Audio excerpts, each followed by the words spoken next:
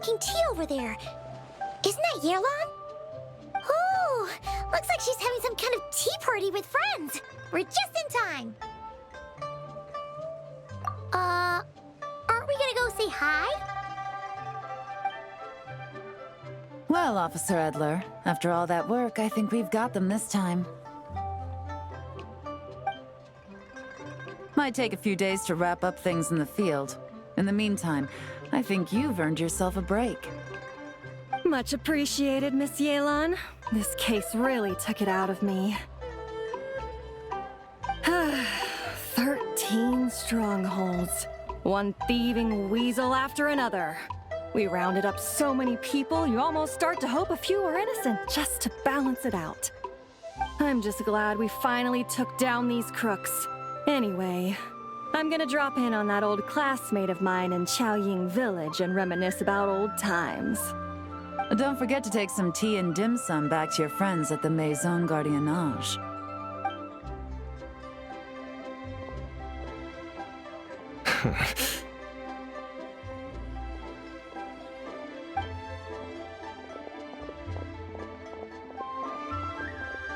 Oh, looks like Yelan's friend left. Paimon kinda wanted to meet her.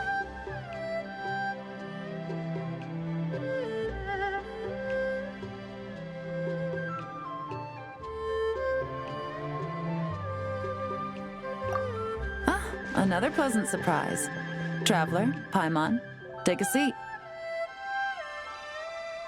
Excuse me, a pot of your finest Yunlai white tea if you would, and 2 more place settings. Now, judging by that expression, I assume you came over to ask about the 2 spies that were just watching us. Ah! Spies? What spies? There were spies around here just now? Oh, more than that, I'm sure. I bet they already sent someone to tail Officer Edler. Anything to foil our operation. Oh, so you're tracking down some criminals? They've got some nerve spying on you like that. Pretty bold if you ask Paimon. Well, those tend to be the kinds of cases that cross my desk. If I could leave it to someone else, I would. I could have been on vacation right now. Mora laundering, to the tune of 10 figures and counting. Laundry? What does that have to do with Mora? And who are these figures? There are 10 of them? In layman's terms, a certain merchant in Fontaine possesses a large amount of Mora obtained through illicit means. But it's easy to get caught when you're moving that kind of cash.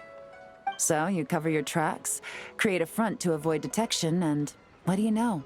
Your illegal Mora now looks completely legit. And this merchant's front of choice?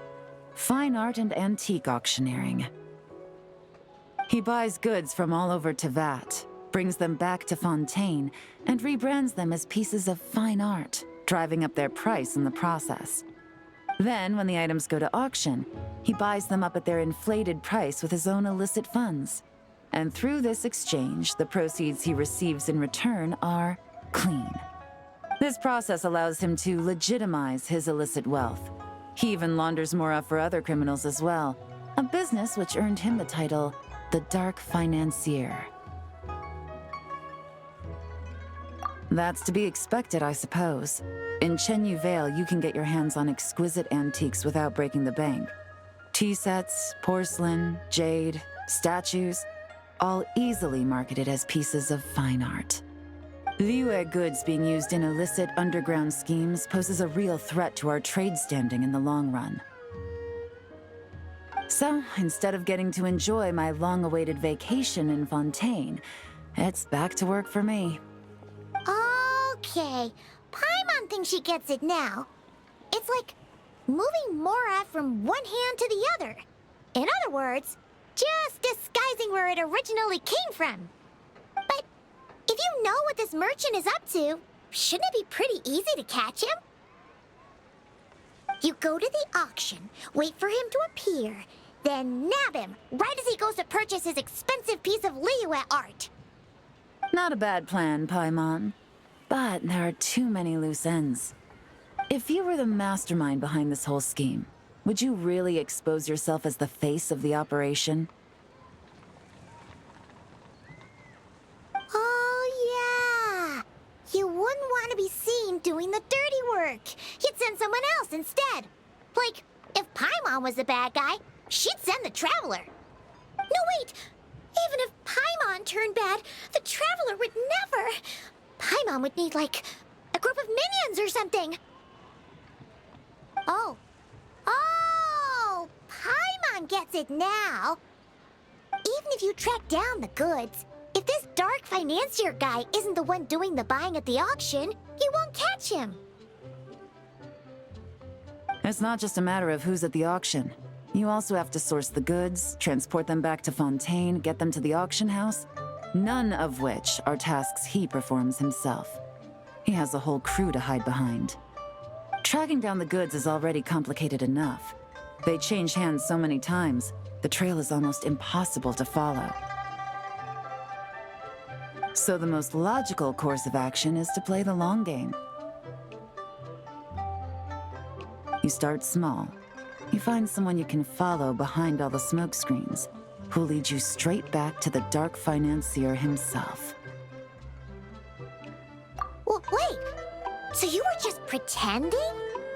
And to think, Paimon thought all that stuff about wrapping up the case and taking a break was actually true. Right you are, Traveler.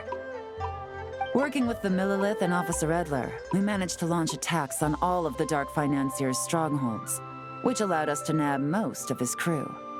Those spies just now were his most important agents, the two people he trusts to have direct contact with him.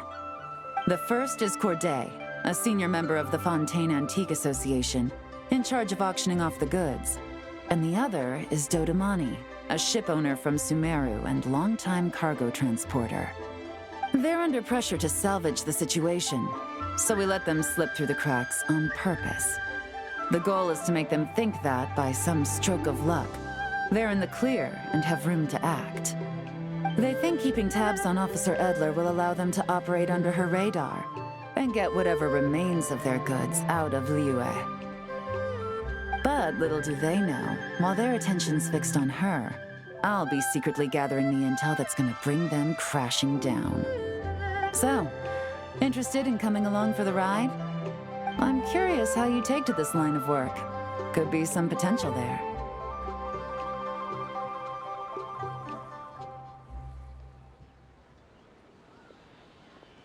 Yeah, we kind of stumbled into this whole thing, but now we're a part of it too. Let's do it! For Yelan, for the people of Chunyaville, and for, the Liyue business world! I admire your selflessness, Traveler and Paimon. Let me be the one to look out for your self-interests then. Namely, your payment. How about we do this the Fontainian way? You'll get exactly what a top agent receives for a dangerous field mission. Getting started is always the hardest part, but luckily, I have a lead. The Dark Financier's crew is even more on guard than usual, so our best bet is to do some counter-surveillance to get on the right track. And I think I know just the place to start. Let's head northeast and see if I'm right.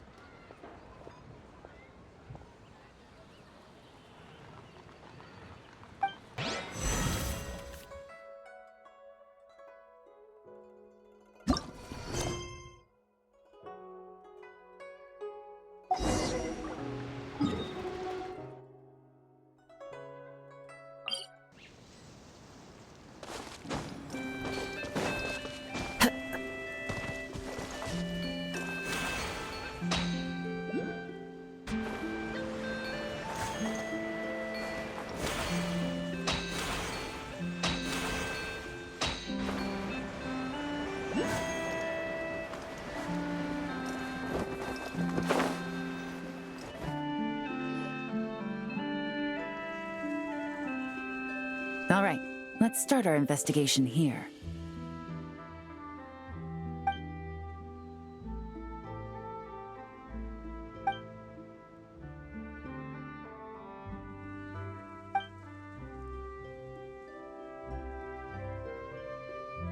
So, we can all agree this is just a normal stretch of wilderness, right? Paimon doesn't see any bad guys to nab around here.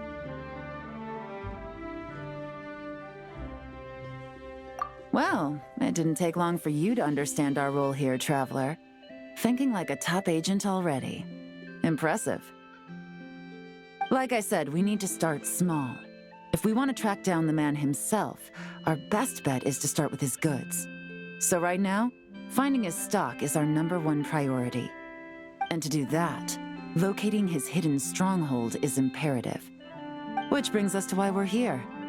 Pretty good vantage point from up here, don't you think? Huh, guess so. Paimon can see the port of Elong Wharf, the boats in the distance, and some kind of tower. What's that for? It's a lighthouse. The Millilith use it to monitor the situation at sea. In addition, the flashing of the light can also serve as a means of communication. Oh, let's hear it. Not too far off at all, Traveler. The Millilith maintain an impeccable level of security in Shenyu Vale through consistent patrolling. This location offers a perfect vantage point to observe their lighthouse signals and deduce their patterns of behavior, which is a huge help if you need to move goods under the radar. So we should be able to find traces of the Dark Financier's scouts in this area. Oh, okay. Paimon doesn't quite follow, but she'll take your word for it. It's simple. Just take this forensic imaging device and investigate the surrounding area. As long as we're meticulous, I'm positive we'll find something.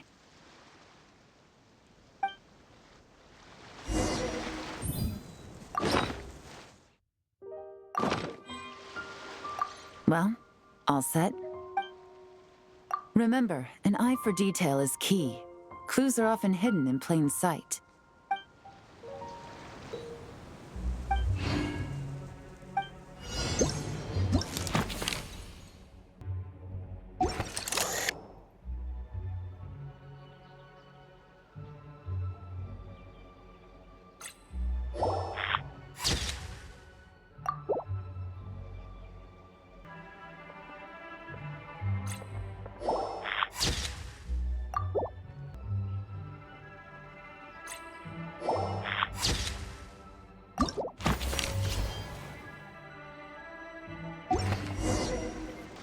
Some good finds.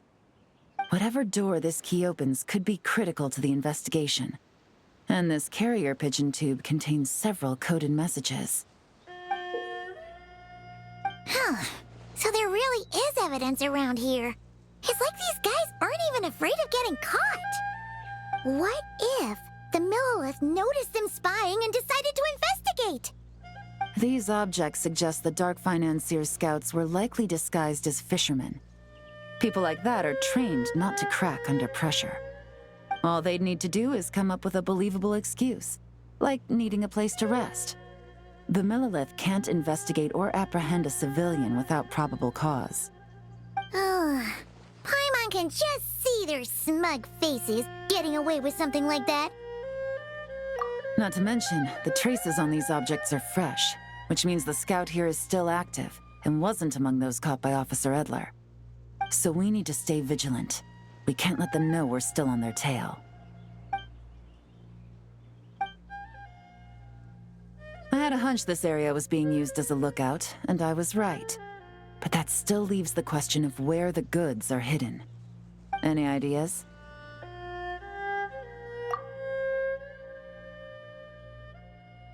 Spot on again, Traveler. Looks like you don't need anyone to hold your hand when it comes to deductive reasoning. Given a carrier pigeon's speed, the two locations should be close enough to deliver messages quickly. That means the base we're looking for should be within a certain radius.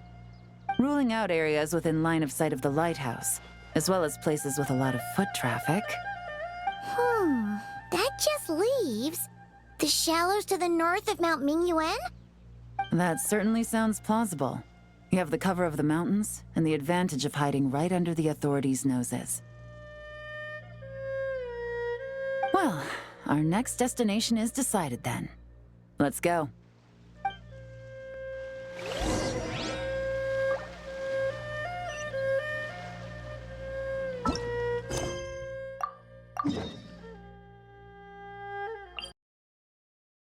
This scenery is wonderful. Surely enough to convince anyone to become a wanderer.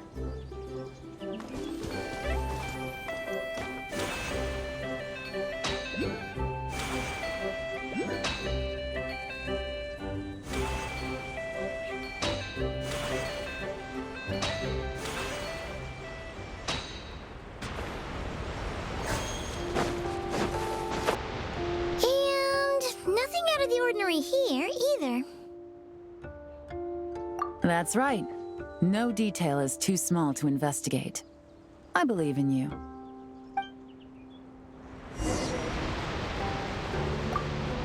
The evidence could be even more well hidden this time. All set? All right. I know you have an eye for detail, so use it to your advantage. You've got this.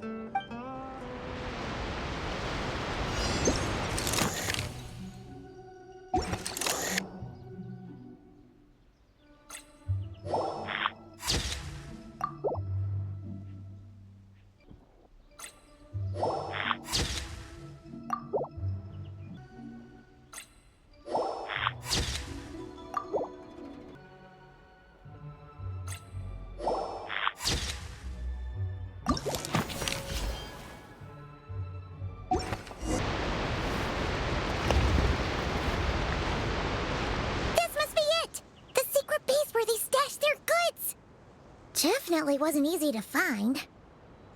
Well, well. Looks like you tracked it down in no time at all.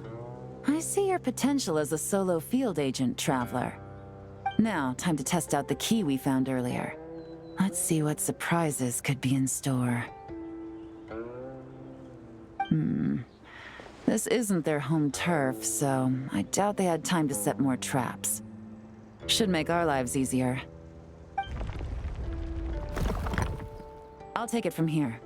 The last thing we want is to leave traces behind in there. Caution is the name of the game. You two keep a lookout. Make sure no one barges in while I'm in there. You got it! This is a first for us, but the Traveler can do anything. He's got your back! Good point. Yelan doesn't make mistakes like that.